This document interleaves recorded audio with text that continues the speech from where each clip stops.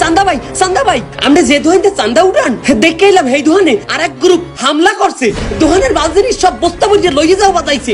কি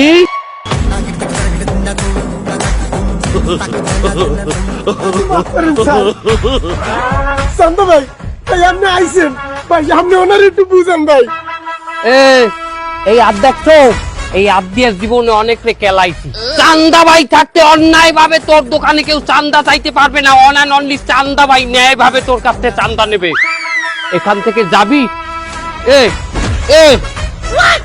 ও কি চান্দা ভাইয়া কি করতেছেন? চান্দা ভাই উনি তো ভোক্তা অধিদপ্তরে রাখছেন ম্যাজিস্ট্রেট, আমার দোকানে ডেট ওভার মাল পাইয়ে এরই মরতে আছে ভাই, কি করলেন?